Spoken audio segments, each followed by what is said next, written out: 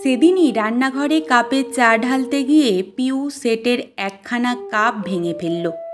ইচ্ছে করে ভাঙেনি, ছাঁকনি থেকে গরম চা তার হাতের ওপর ছলকে পড়েছিল। উফ মা বলতেই শাশুড়ি সরজু ছুটে এসেছিলেন রান্নাঘরে। রান্নাঘরে ঢুকেই তার মাথা গরম হয়ে গেল।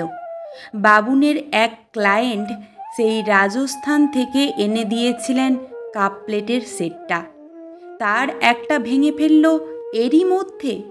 তিনি চিৎকার করে উঠলেন, অন্ধ নাকি তুমি? আমার অত শখের জিনিসটা এভাবে ভেঙে দিলে? চোখে দেখতে পাও না? আমার অত শখের জিনিসটা এভাবে ভেঙে দিলে? হাতটাকে বেসিনের কলের নিচে ধরে ঠান্ডা জল দিতে দিতে পিউ বলল, ইচ্ছে করে তো ভাঙিনি, গরম চাটা হাতের ওপরে পড়ে যাওয়ার হাতের ধাক্কায় কাপটা পড়ে যায় নিচে। ওইটুকু গরমে কি এমন হয়ে যায় একেবারে? সব কিছু ফেলে কলের তলায় হাত পাততে হলো তোমায়? বিয়ে করে শ্বশুরবাড়ি ঘর করতে এসেছ, অথচ লক্ষ্মীশ্রী হওয়ার এতটুকু যদি লক্ষণ থাকে শরীরে। অনেক হয়েছে জল দেওয়া, এবার চাগুলি সবাইকে দিয়ে আমায় উদ্ধার করো। ব্যাপারটা রান্নাঘরেই শেষ হলো না, নিজের ঘরে গিয়েও গজগজ করতে থাকেন সরজু। সামনে রয়েছেন তার দুই বোন আর ভগ্নিপতি, সাথে ওনার মেয়ে রূপাও। সরজুর দুই বোন ভগ্নিপতি দিদির কথা শুনেও চুপ করে থাকলেও রূপা ব্যস্ত হয়ে বিছানা থেকে নামতে নামতে বলল, তুমি কি মানুষ মা, নাকি অন্য কিছু? মেয়েটার হাতে গরম চা পড়ে গেল সেদিকে খেয়াল নেই, অথচ একটা কাপ ভেঙে গেছে বলে কুই পেড়ে যাচ্ছ। রান্নাঘরে ঢুকেই রূপা ভাই বউয়ের হাতটা নিজের হাতে নিয়ে বলল, খুব জ্বলছে তাই না রে? পিউ ননদের হাতের থেকে নিজের হাতটা ছাড়িয়ে নিয়ে বলল, হাতের জ্বালা মিটে যাবে দিদিভাই, অপমানের জ্বালাটা বোধ হয় মিটবে না। সেটাকে তুমি সরাবে কি করে? এখানে 5টা বাজে কথা বলে সব মিটল না তোমার মায়ের। কতগুলো বাইরের লোকের সামনে গিয়েও অপমানমূলক কথাগুলো বলতে হলো তাকে। রূপার খারাপ লাগলো পিউর কথা ভেবে। মেয়েটাকে তার মা যেন পাত্তাই দিতে চাইছে না। একটা হাইলি এডুকেটেড মেয়ে, ভালো চাকরি করে, তাকে টিপিক্যাল ঘরের বউ বানানোর যে কি আছে এটাই ভেবে পায় না রূপা। বাবা মায়ের একমাত্র মেয়ে রূপা, যথেষ্ট আদরের। সেই মেয়ে যে বিয়ের পরে এসে এই সংসারে সবটুকু শিখে নেওয়ার বুঝে নেওয়ার চেষ্টা করছে, সেটাই কি যথেষ্ট নয়? একটু তো সময় দিতে হয় মানুষকে একটা নতুন পরিবেশে নিজেকে মানিয়ে নিতে। রোজ রোজ কিছু না কিছু অশান্তি লেগেই থাকে। মা যেন কোথাও মানতেই পারছে না পিউকে। পিউ কিন্তু যথেষ্ট চেষ্টা চালিয়ে যাচ্ছে সবার সাথে হাসি মুখে থাকার। মা বুঝতেও পারছে না আজ যে অত্যাচার, যে অপমানগুলো তিনি তার ছেলে বউকে দিচ্ছেন, সময়ের বিবর্তনে একদিন সেই অপমানগুলো তিনি ফেরত পাবেন। কিন্তু তখন তার আর কিছুই করার থাকবে না। এর কিছুদিন পরে পিউর বাবার হার্টে 2টো ব্লকেজ ধরা পড়ে। অপারেশন করে স্টেন বসাতে হয়। তখন পিউ তার স্বামী অয়নকে বলে, আমি কিছু মাসের জন্য বাবা মায়ের কাছে গিয়ে থাকব। অয়ন অদ্ভুতভাবে বলে ওঠে, মায়ের কাছে গিয়ে পারমিশন চাও, মা যেতে দিলে আমি আপত্তি করব না কোনো। পিউ তেলে বেগুনে জ্বলে উঠল। অত্যন্ত বিরক্তির সাথে সে বলল, আমি বেড়াতে যাচ্ছি না অয়ন। বাবা মায়ের বিপদে দিনে বাবা মায়ের একমাত্র সন্তান হিসেবে তাদের পাশে থাকাটা আমার নৈতিক, মানবিক ও আইনের দায়িত্ব। সেটা ঠিক করার জন্য আমাকে কারোর কাছ থেকে পারমিশন নেওয়ার দরকার আছে বলে আমি মনে করি না। নিজের ল্যাপটপটা বন্ধ করে অয়ন বলে উঠল, মা কি তোমায় যেতে মানা করবেন? এটুকু জিজ্ঞেস করলে তার ভালো লাগবে, এই আর কি। মন চাইছিল না, তবুও অশান্তি করে বেরোতে মন চাইল না বলে পিউ সরজুর কাছে গিয়ে বলল, মা, তোমরা তো জানোই আমার বাবার বুকে স্টেন বসেছে। এখন কদিন ওদের কাছে থাকাটা আমার দরকার, তাই ভাবছি। পিউর মুখের কথা শেষ হতে পারল না। তার মুখের কথা কেড়ে নিয়েই সরজু বললেন, এই তো কটা দিন এত দৌড়ঝাঁপ করে তোমার বাবার অপারেশন করিয়ে দিলে, আবার এখন ওই বাড়িতে গিয়ে থাকার কি আছে তোমার? তুমি তো আর তার সেবা করবে না, তার জন্য তো আয়া রেখেই দিয়েছেন তোমার মা। না না, ওখানে গিয়ে থাকা টাকা চলবে না। তুমি বরং রোজ অফিস ফেরত একবার ঘুরে এসো ও বাড়ি থেকে। পিউ জানতো সরজু এমনই কিছু মন্তব্য করবেন, তাই সে যেতেই চাইছিল না শাশুড়ির কাছে অনুমতি নেওয়ার জন্য। ঘরে এসে সে স্বামীকে বলল, আমি বাবার কাছে যাচ্ছি অয়ন, তোমার মা আমাকে অনুমতি দেননি। আমার বাবা মায়ের বিপদে আমাকে পাশে থাকতে, কিন্তু আমাকে তো যেতেই হবে, তাই আমি চললাম। আমার এমন সিদ্ধান্তে যদি তোমার মনে হয় তুমি আমার সাথে ঘর করবে না, তাহলে আমাকে জানিয়ে দিও, ডিভোর্স পেপারে সাইন করে দেব আমি। খাট থেকে তড়াক করে নেমে স্ত্রীর হাতটা চেপে ধরে অয়ন। বউকে নিজের বাহুডোরে জড়িয়ে ধরে বলে ওঠে, মাত্র 5 মাসের বিয়েতে বউকে ডিভোর্স দিয়ে দেব? পাগল নাকি পেট খারাপ? পিউ কেঁদে ফেলে স্বামীর আশকারা পেয়ে। অয়নের বুকে মাথা রেখে বলে, নিজের বাবা মায়ের কাছে কখন যাব না সেটা তো তোমার মা ঠিক করে দিতে পারেন না। তোমায় ভালোবাসি বলে ওনার যথেষ্ট ঔদ্ধত্য চুপ করে মেনে নিয়েছি, কিন্তু তোমার শুনতে খারাপ লাগলেও বলতে বাধ্য হচ্ছি, এখন আর এসব সহ্য করতে পারছি না আমি। স্ত্রীকে শান্ত করে মায়ের ঘরেই যেতেই সরজু ছেলেকে বলে উঠলেন, বউয়ের হয়ে যদি সালিশি গাইতে আসিস তো চলে যা এখান থেকে। মাত্র 5 মাস বিয়ে হয়েছে, আর এখনই কিনা স্বামী ছেড়ে, শ্বশুর বাড়ি ছেড়ে তিনি বাপের বাড়ি গিয়ে থাকবেন? আহ্লাদ করার আর জায়গা পায়নি, সব ফন্দি। কি ভেবেছে আমি বুঝি না কিছু? কায়দা করে বাবার অসুস্থতার বাহানা দেখিয়ে আমার ছেলেকে নিয়ে কেটে পড়ার তাল। অয়ন আমতা আমতা করে বলল, শোনো মা, আমি বলি কি, চুপ, একদম চুপ। বিয়ে করেছিস তো মাত্র 5 মাস হয়েছে, সংসারের তুই কি বুঝিস রে? যা, রাত হয়েছে, গিয়ে শুয়ে পড়। মায়ের ধমকানি খেয়ে ঘরে এসে গুটি গুটি করে শুয়ে পড়ল অয়ন। পিউ শুধু ছলছল চোখে বলল, তোমার মিনিমাম স্পাইনটুকুও নেই জানলে সত্যি তোমায় বিয়ে করতাম না। মানুষ চিনতে বড় ভুল হয়ে গেছে আমার। পরের দিন সকালে ঘুম থেকে উঠে না খেয়ে দেয়েই অফিসের জন্য বেরিয়ে গেল পিউ। এমন কিছু বলতে যাচ্ছিল, কিন্তু সরজু বললেন, তুই তোরটা খেয়ে অফিসে যা, মেয়ে মানুষের অত তেজও ভালো নয়। এখন থেকে অত লাই দিলে পরে মাথায় উঠে নাচতে শুরু করবে। আরে, ওর বাবা মা কি বলেছে নাকি মেয়েকে গিয়ে তাদের কাছে থাকতে? তারা তো তাদের ব্যবস্থা করেই নিয়েছেন।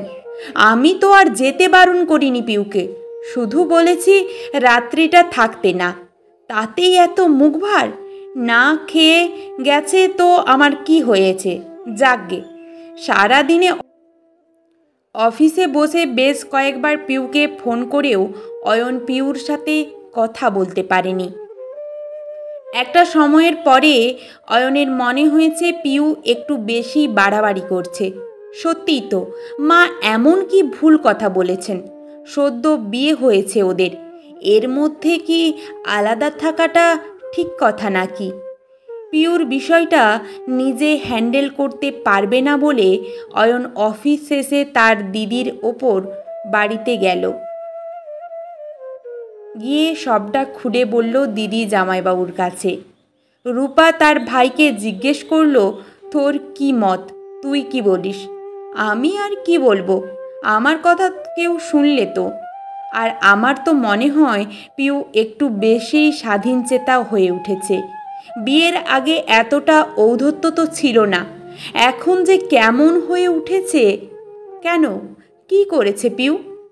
প্রশ্ন ছুড়ে বসল অয়নের জামাইবাবু নিখিলেশ। আরে, মায়ের কথা একেবারেই শোনে না। রোজ 8টার আগে ঘুম থেকে উঠতেই চায় না। জোর করে ডেকে তুলে দিলে তার মুখ ভার হয়ে যায়। মা যা রান্না করতে বলবে ঠিক তার উল্টোটা করে রাখবে। মা যেভাবে চলতে বলবে সেটা পছন্দই হবে না তার। একটুও লক্ষ্মীশ্রী ভাব পিউর মধ্যে নেই। সেদিন কি করেছে জানেন? মায়ের সাথে কথা কাটাকাটিতে আমার রাজস্থান থেকে আনা একটা কাপ সেটের কাপই ভেঙে ফেললো আছাড় দিয়ে। মেয়ে মানুষের এত রাগ কি ভালো বলুন? আমি যদিও ওকে কিছু বলিনি, কিন্তু আমার যে খারাপ লাগতে পারে সেটা একবারও ভেবে দেখল না ও। আর কার বাবার না শরীর খারাপ হয়, তাই বলে বিয়ের 5 মাসের মধ্যে কেউ বাপের বাড়ি যাওয়ার কথা ভাবে? ওর বাবা মা তো জানতেনই তাদের একটা মাত্র মেয়ে। মেয়ের বিয়ে হয়ে গেলে যে তাদের সব কিছু একা সামলাতে হবে সেটা জেনেই তো তারা মেয়েকে বিয়ে দিয়েছেন। নিখিলেশ বলল, তুই তো জেনেই বিয়ে করেছিলি যে পিউ তার বাবা মায়ের একমাত্র সন্তান। শালাবাবু, রাজকন্যা সহ পুরো রাজত্ব পাওয়ার ইচ্ছে যখন রাখো, তখন শ্বশুর শাশুড়ির আপদে বিপদে তো বৌমাকে ছাড়তে হবেই। আমি কিন্তু পিউয়ের দলে। তোদের মায়ের মুখ আজ প্রায় 7 বছর ধরে শুনে আসছি তো, তিনি যে কি চিজ সে জানা আছে আমার। পিউয়ের সাথে খারাপ ব্যবহার করার আগে একবার ভাবিস, তোদের বাড়ির মেয়েটাও কারোর বাড়ির বউ, তার সাথে একই ব্যবহার হলে তোদের কেমন লাগবে? যাকগে, তোরা ভাই বোনে কথা বল, আমি যাই তিতলিকে নিয়ে আসি ওর নাচের ক্লাস থেকে। বলাই বাহুল্য, জামাইবাবুর কথা মনে ধরেনি অয়নের। বিয়ের পরে কয়েকটা বছরই তো রোমান্সের সময়, এই সময়ই তো দাম্পত্য জীবনের সুখ লুটে পুটে নিতে হবে।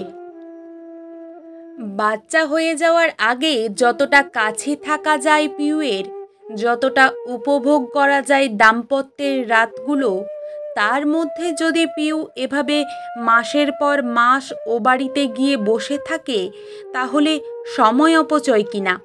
কিন্তু সে কথা বোঝাবে কে পিউকে? ভাই কি চুপ করে থাকতে দেখে রূপা বলল, কিরে চুপ করে আছিস যে, কি ভাবছিস? অয়ন দিদির হাতটা ধরে বলল, তুই একবার পিউকে বুঝিয়ে বল না দিদি, যাতে ও বাড়িতে গিয়ে ও না থাকে। তোর কথা পিউ ঠিক শুনবে, আমি জানি।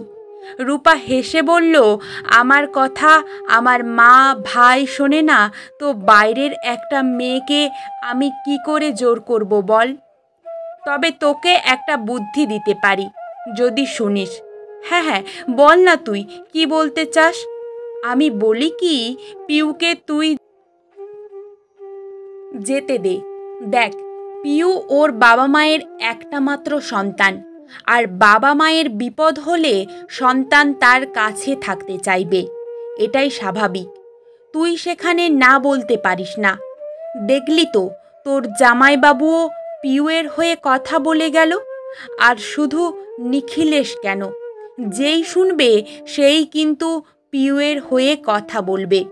তার চাইতে আমি বলি কি, তুই পিউকে ছেড়ে দে ওই বাড়িতে থাকার জন্য। তবে একা ছাড়বি না, সাথে তুই যা। পিউয়ের সঙ্গে গিয়ে তুইও থাক ওই বাড়িতে। তাহলে যে কারণে পিউকে তুই ছাড়তে চাইছিস না সেটাও পাবি তুই, আর সবার কাছে নাম সম্মানও পাবি। বউকে কাছেও পেলি নিজের ইচ্ছে মতো, আবার বউয়ের চোখে হিরো হয়ে গেলি। অয়ন কিছু একটা ভেবে বলল, কিন্তু মাকে কিভাবে ম্যানেজ করবি সেটা তোর ব্যাপার। তবে মা যে যুক্তি দিচ্ছে আমার কাছে সেটা ভীষণ ভুল। তোর কি মনে হয় সংসারে কাজ সেরে তারপর 9 ঘন্টা অফিস করে বাবার বাড়ি ঘুরে তোর বউ যখন তোর ঘরে ফিরবে তখন তার শরীর থাকবে তোর সাথে একাত্ম হওয়ার? বিছানায় গা ফেলেই একটা গভীর ঘুম দেবে পিউ। মায়ের কথা শুনলে তোর কিছু প্রফিট হবে বলে তো আমার মনে হয় না। হ্যাঁ, লাভ হলে মায়ের হবে। মাকে সাহায্য করার লোকটা মায়ের কাছেই থেকে যাবে, কিন্তু তোর বউ কিন্তু তোকে কিছুই দেবে না। ভেবে দেখ কি করবি। সারা রাস্তা দিদির কথাটা ভাবতে ভাবতে বাড়ি ফেরে অয়ন।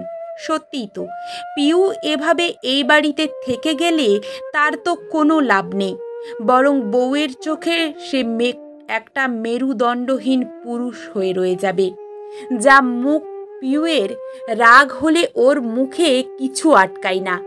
বাড়িতে ঢুকে সোজা মায়ের ঘরে গিয়ে বসলো অয়ন। কোনো রকম ভূমিকা না করেই বলল, বুঝলে মা, অনেক ভেবে দেখলাম পিউয়ের এখন ওর বাবা মায়ের কাছেই থাকা উচিত। একটা মাত্র মেয়েও, মন খারাপ করে এ বাড়িতে বসে থাকলে তার নেগেটিভিটি এ বাড়িতেও পড়বে। তার চেয়ে ভালো পিউ যাক ওই বাড়িতে। সাথে ভাবছি আমিও যাব, আমিও পিউর সাথে গিয়ে ও বাড়িতে থাকব। ছুটির দিনগুলো এ বাড়িতে দুজনেই চলে আসব, সময় কাটিয়ে যাব। সরোজু প্রচণ্ড রেগে গিয়ে বললেন, শেষ পর্যন্ত ঘর জামাই হবি তুই?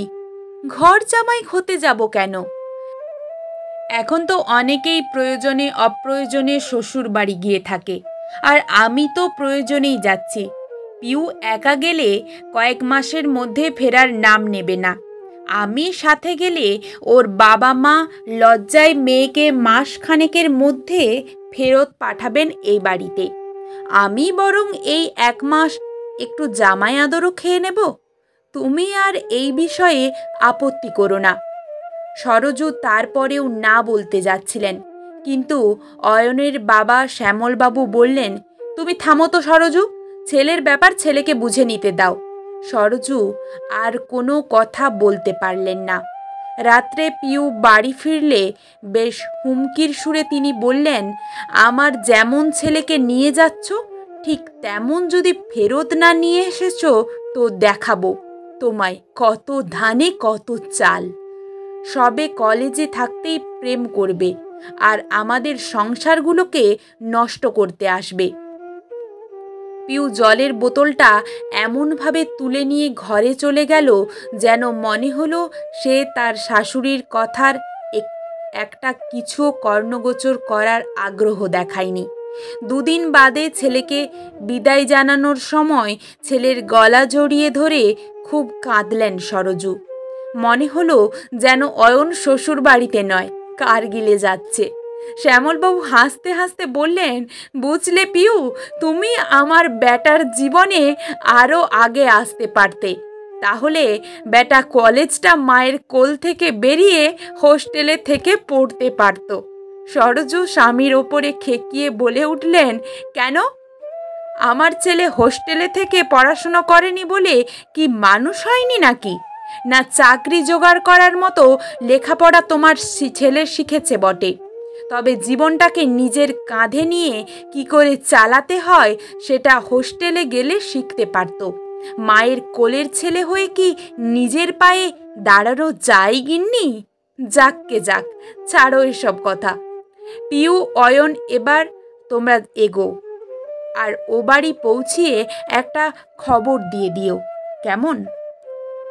অয়ন ভেবেছিল শ্বশুর বাড়ি পৌঁছে সে প্রত্যেকবারের মতো এবারও খুব জামাই আদর পাবে, কিন্তু সন্ধেবেলায় পৌঁছিয়ে 1 কাপ চা খাওয়ার পরেই পিউ তার হাতে বাজারের থলে ধরিয়ে দিয়ে বলে, যাও তো পাড়ার বিশুদার দোকান থেকে 2টো দুধের প্যাকেট আর 1 প্যাকেট মুড়ি নিয়ে আসো তো। অয়নের খুব অপমানে লাগে। সে জামাই মানুষ, শ্বশুর বাড়িতে এসেই কিনা সে দুধ আনতে পাড়ার দোকানে যাবে? বেশ বিরক্ত নিয়ে সে পিউকে বলল, আমি কেন এসব করতে যাব? এটা আমার শ্বশুর বাড়ি, তুমি অন্য কাউকে দিয়ে আনাও, না হয় নিজে যাও। তোমার শ্বশুর বাড়ি বলে কাজ করবে না কেন?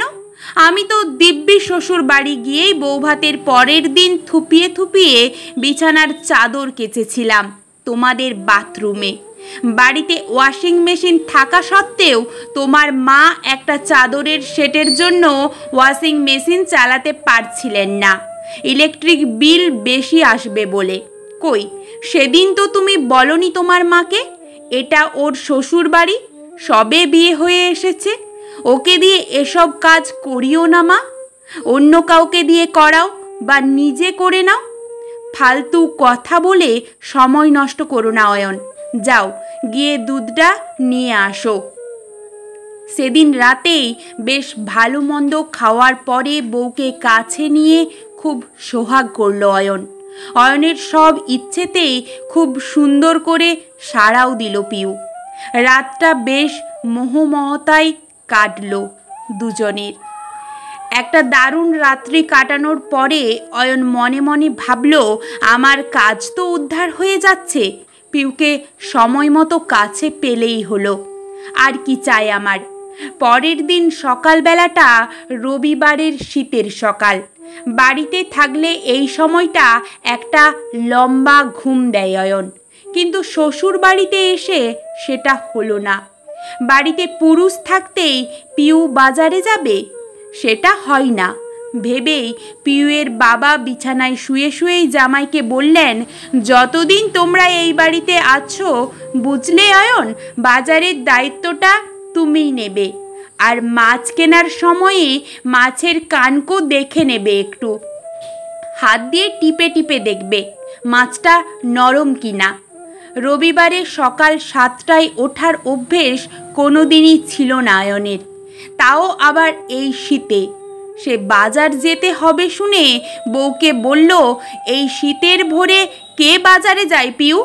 আর তুমি জানো না আমি মাছের বাজারে একদম যেতে পারি না? পিউ স্বামীর গালে একটা চুমু খেয়ে বলল, এ কথা বলতে কি হয় অয়ন, বাবা কি ভাবলেন বলো তো? তার মেয়ে একটা অকর্মণ্য ছেলেকে বিয়ে করেছে, যে সংসারে কিছুই করতে পারে না, এমনকি বাজারটাও করতে পারে না। যাও যাও, উঠে যাও, আমার বাবার কিন্তু আবার খুব মাথা গরম জানো তো। রেগে গেলে হিতাহিত জ্ঞান থাকে না মানুষটার, কি দরকার এসবের? লক্ষ্মী জামাইয়ের মতো টুক করে বাজার থেকে ঘুরে এসো। যাও ডার্লিং। কথাগুলি বলেই কম্বলটা আর একটু মুড়িয়ে নিয়ে পাশ ফিরে শুয়ে পড়ল পিউ। অয়নের খুব রাগ হলো, এতটা নির্দয়ী কিভাবে হতে পারে পিউ? সে বুঝে পেল না। পিউয়ের বাবা মা অয়নের কেউ হয় না, তারা তার সাথে যা খুশি করতে পারেন, কিন্তু পিউ সে তো ভালোবাসে অয়নকে। অয়নের জন্য কি একটা কথাও খরচ করতে পারল না সে তার বাবা মায়ের কাছে? একবারের জন্যও কি বলতে পারল না মাকে, আজ তো রবিবার মা, কারুরই বেরোনোর তাড়া নেই, ঘণ্টাখানেক বাদে বাজারে গেলেও কোনো অসুবিধে হবে না, অয়ন বরং একটু শুয়ে নিক এখন। পরক্ষণেই মনে পড়ল তার মাও পিউকে এই দিন 15 আগেও সকাল সকাল উঠিয়ে রান্নাঘরে রান্না করতে পাঠিয়েছিলেন। সকাল 8টায় নাকি ঘরের বউরা বিছানা ছাড়ে না। যেসব বউরা বেশি বেলা অবধি ঘুমোয় তারা সব অলক্ষী, তাই পিউর কোনো কথাই গুরুত্ব পায়নি ওই বাড়িতে। এই আগের সপ্তাহের কথা।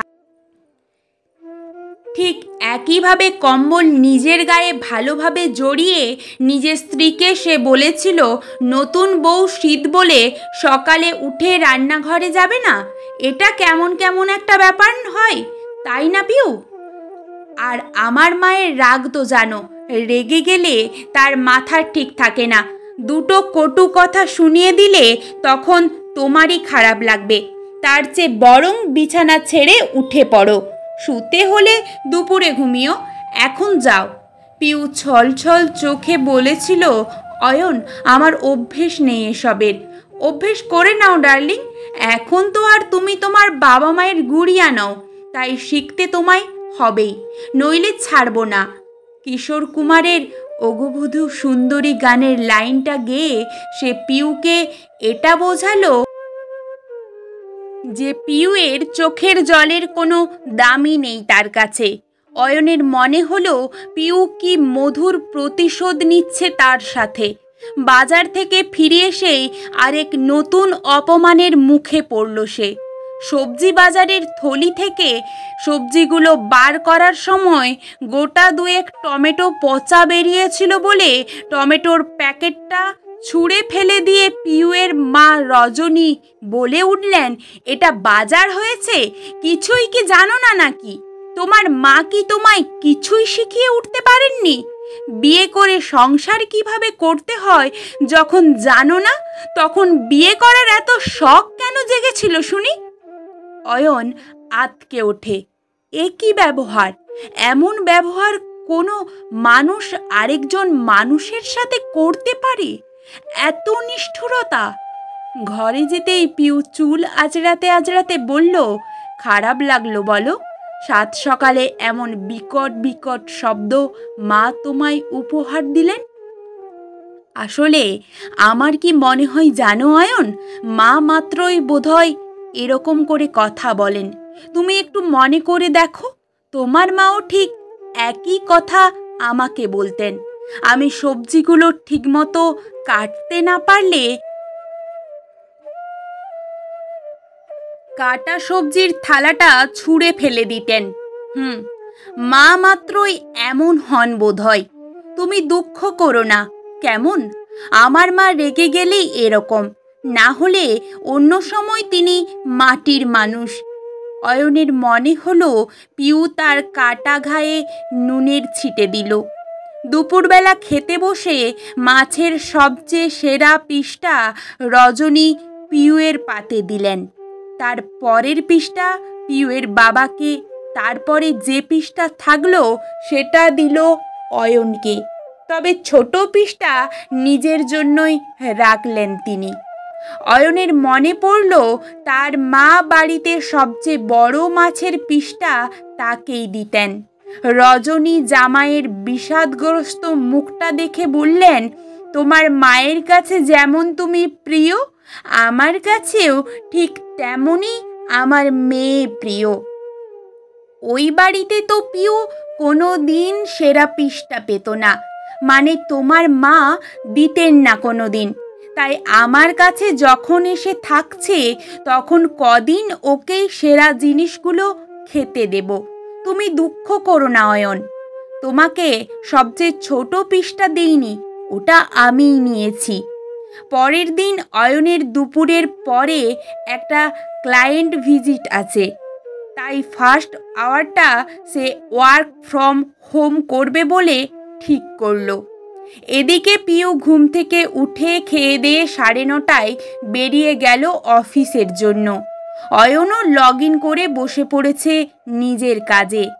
10:30 নাগাদ হঠাৎ রজনী ঘরে এসে বললেন, অয়ন বাবু, একটু পাড়ার দোকান থেকে আমাকে কাজু কিশমিশ এনে দাও তো।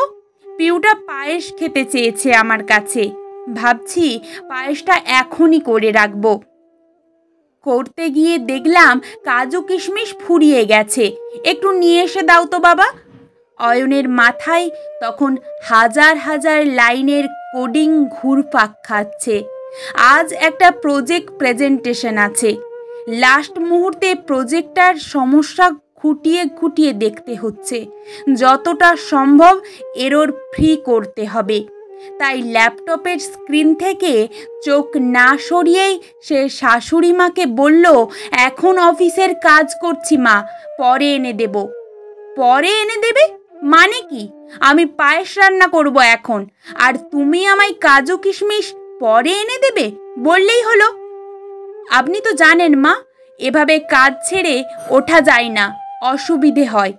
এখন বিরক্ত করবেন না প্লিজ, কাজ করতে দিন আমায়। রজনী কিছু না বলে চলে যান ঘর থেকে। কিছুক্ষণ বাদে আবার ফিরে আসে অয়নের কাছে। এবার গিয়ে তোমাকে একটু উঠতেই হবে অয়ন। পিউয়ের পিসি এসেছেন ওনাকে দেখতে। যাও গিয়ে পিসিমণির সাথে গিয়ে দেখা করে আসো। অয়ন মুখ গম্ভীর করে বলে, এখন পারবো না। রজনী হঠাৎ করে অয়নের ল্যাপটপটা নামিয়ে রেখে বলেন, উঠে যেতে বলেছি, উঠে যাও। ঘরে অতিথি এলে তার সাথে যে একটু দেখা করতে হয়, সেই সভ্যতাটাও কি তোমার মা তোমায় শেখাননি? উঠে যাও, গিয়ে দেখা করে আসো।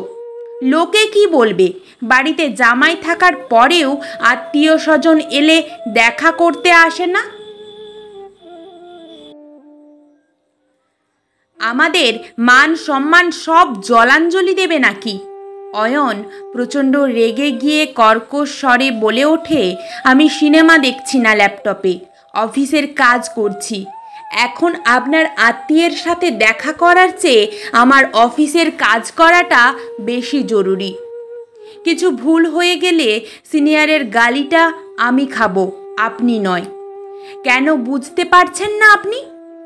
রজনী একটা ব্যঙ্গাত্মক হাসি ঠোঁটের কোণায় এনে বললেন, অফিসের কাজ করতে করতে যে ওঠা যায় না, সেটা যখন তোমার মা বোঝেননি, তখন আমি বুঝতে যাব কেন?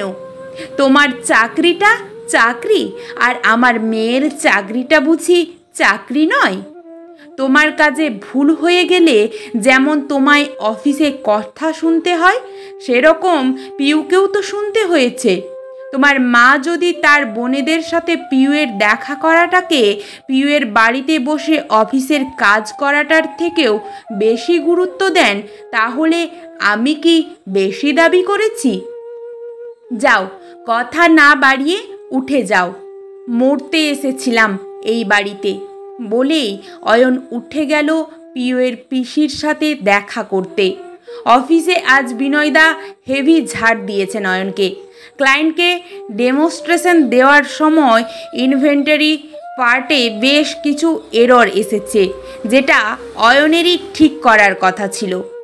রাত্রে বাড়ি ফিরেও শান্তি পায় না সে। ঘরে ফিরে নতুন অশান্তি তৈরি হয়। রজনীর মুখ ভার। জামাই ছোট মুখে বড় কথা বলে কি করে? বলে কিনা মরতে এসেছিলাম এই বাড়িতে। কেন? কি খারাপ ব্যবহার করা হয়েছে তার সাথে? পিউ অয়নকে সোজা বলে বসলো, যাও মায়ের কাছে গিয়ে ক্ষমা চাও। সারাদিনের মানসিক ক্লান্তির পরে আর এই নাটক ভালো লাগছিল না অয়নের। তবুও সে শান্ত গলায় পিউকে বলল, আমার দোষটা কোথায় বলবে একটু? তখন অত টেনশনের মধ্যে উনি এসে যদি ওভাবে বিরক্ত করতে থাকেন, তো মাথার ঠিক থাকে নাকি? আমার তো কোনো দোষ নেই, আমি কেন শুধু শুধু ওনাকে সরি বলতে যাব?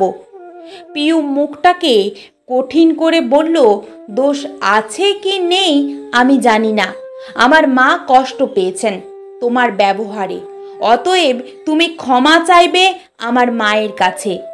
অয়ন জেদ ধরে বলল, বলবো না আমি সরি, তাহলে এক্ষুনি বেরিয়ে যাবে আমার বাড়ি থেকে। পিউয়ের মুখে এমন কথা শুনবে সত্যি এমনটা কোনো দিন ভাবেনি অয়ন। পিউয়ের বাড়িতে এসে সে আছে বলে তাকে এভাবে পিউ তাড়িয়ে দিতে পারে না, অপমান করতে পারে না। সত্যি মিথ্যের যাচাই না করে এভাবে বাড়ি থেকে বেরিয়ে যেতে বলল তাকে। আর এক মুহূর্তও দাঁড়ালো না অয়ন, বেরিয়ে গেল সে পিউয়ের বাড়ি থেকে। কিন্তু রাস্তায় বেরিয়েই তার মনে হলো সে যাবে কোথায়? নিজের বাবা মায়ের কাছে? ফিরে যেতেই পারে, কিন্তু ফিরে গিয়ে এসে বলবে কি? যে পিউ তাকে একদিন ভালোবেসে বিয়ে করেছিল, আজ সেই পিউই তাকে গেট আউট বলে দিয়েছে। মানুষ চিনতে না পারার এই লজ্জা যে নিজের বাবা মায়ের সামনেও প্রকাশ করা যায় না, তারা যদি বলে বসেন, কি দেখে বিয়ে করেছিলি রে বাবুন? তখন কি উত্তর দেবে অয়ন? চরম বিধ্বস্ত হয়ে কিছুটা সময় অয়ন দাঁড়িয়ে থাকলো রাস্তার ফুটপাতেই। তারপর মনে হলো এই মুহূর্তে যাওয়ার জন্য একটাই জায়গা আছে, সেটা হলো দিদির বাড়ি।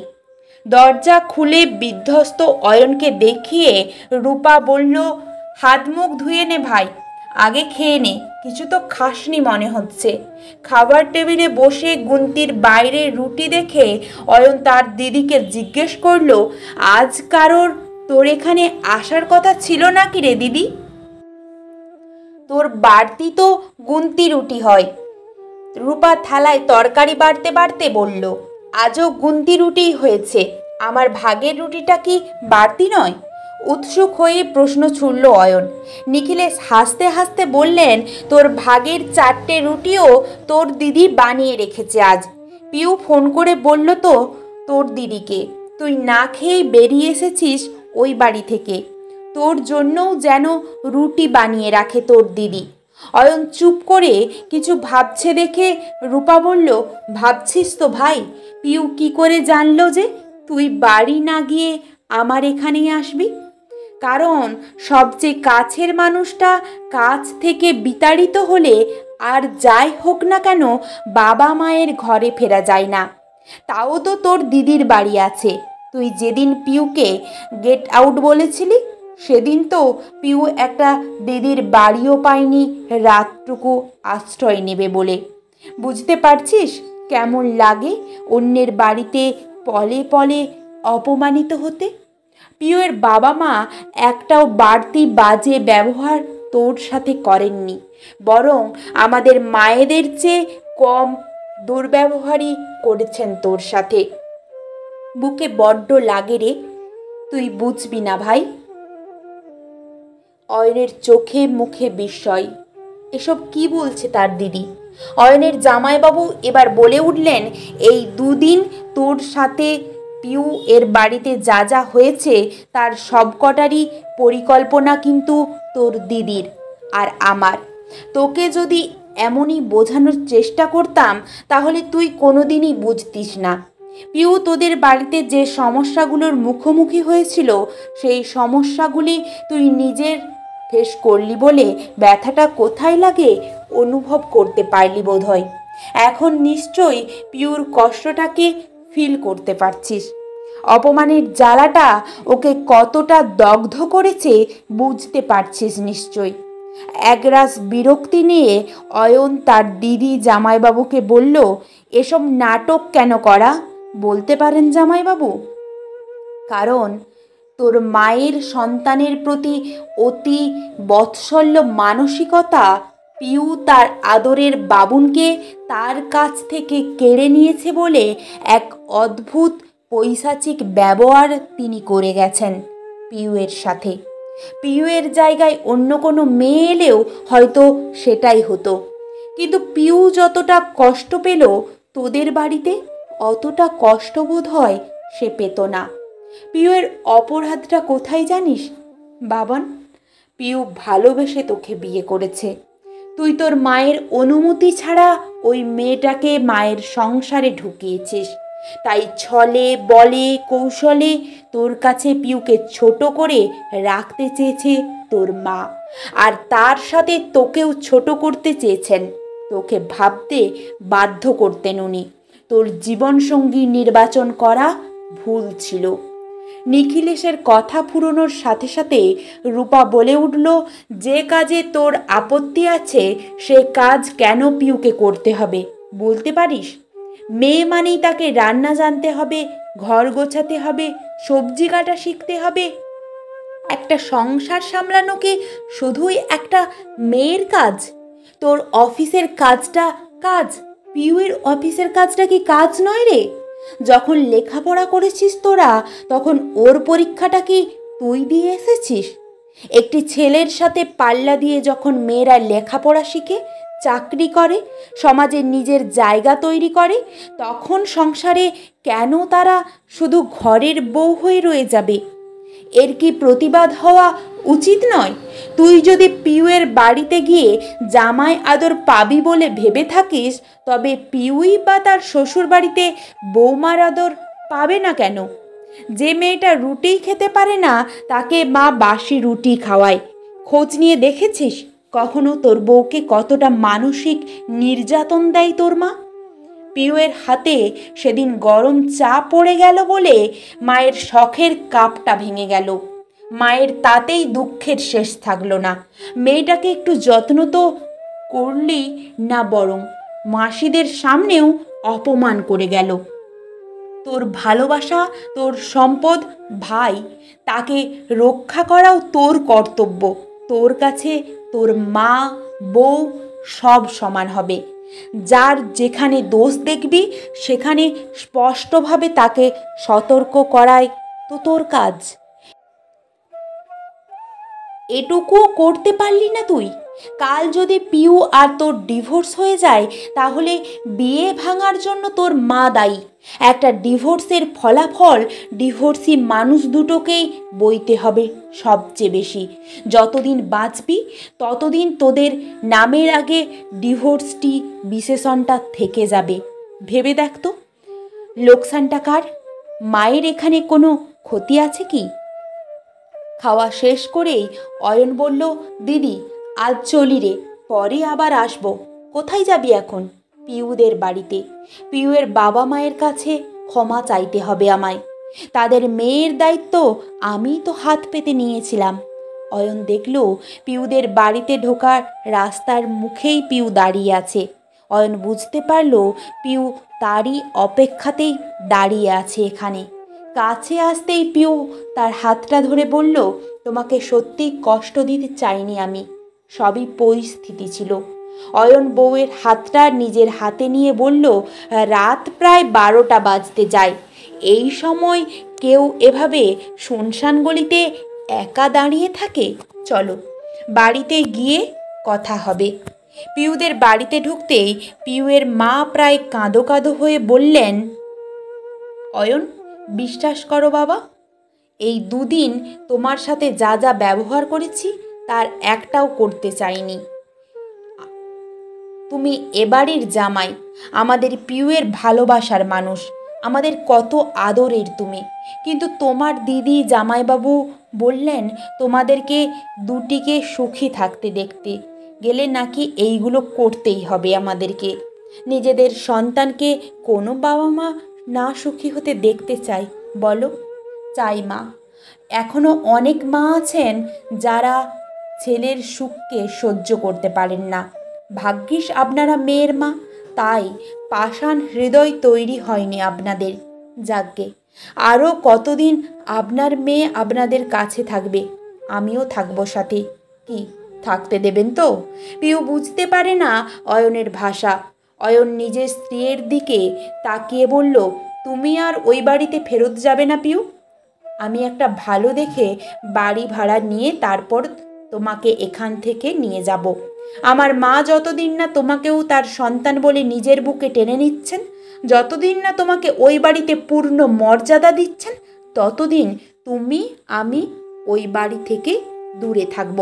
হ্যাঁ, বাবা মায়ের সাথে রোজ দেখা করতে যাব, তাদের যা লাগবে তার জোগানও দিয়ে দেব, কিন্তু থাকবো না একসাথে। সত্যি তো, দিদি ঠিক কথাই বলেছে।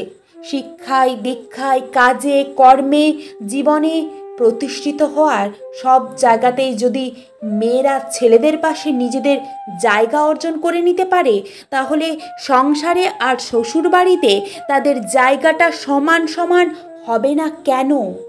তারপর শাশুড়ির দিকে তাকিয়ে সে বলল, গত দুদিন ধরে আপনার অনেক মুখ ঝামটা খেয়েছি আমি। এবার বেশ কড়া করে বড় কাপের 1 কাপ কফি করে খাওয়ান তো দেখি, খেয়েই ঘুমোতে যাব। কাল সকালে আবার বাজার যেতে হবে তো আমায়। পিউ স্বামীকে কিছু বলতে যাচ্ছিল বোধহয়। অয়ন তাকে থামিয়ে দিয়ে বলল, থ্যাঙ্কসটা দিদিকে জানিও, আমাকে নয়। ওর চাটি খেয়েই তো সিধে হলাম আমি। ঘরে ঢুকে ভিডিও কলে ননদকে ফোন করে পিউ বলল, তোমার মতো ননদ থাকলে সত্যিই কোনো ভাই বউয়ের কপালে দুঃখ থাকবে না দিদি ভাই। আদর মাখা গলায় রূপা বলল, আরে দূর, পাগলি একটা মেয়ে। একটা মেয়ে হয়ে আর একটা মেয়ের জন্য এটুকু করবো না, তা কখনো হয় রে? তোর জায়গায় নিজেকে বসিয়েছিলাম যে, তাই তো সব কুয়াশা কেটে গেল মন থেকে। আমাদের সবারই বোধ হয় একবার স্থানান্তর হওয়া উচিত। একে অপরের পরিস্থিতিতে। তবেই আমরা অন্যের কষ্টটা বুঝতে পারবো ভালোভাবে। মোবাইলের দুই প্রান্তে দুই নারী তখন সুখী মনে গল্পে ব্যস্ত। মেয়েরা যে মেয়েদেরই শত্রু হয় না, কখনো কখনো বন্ধুও হয়। রূপা তার প্রকৃষ্ট প্রমাণ। ধন্যবাদ।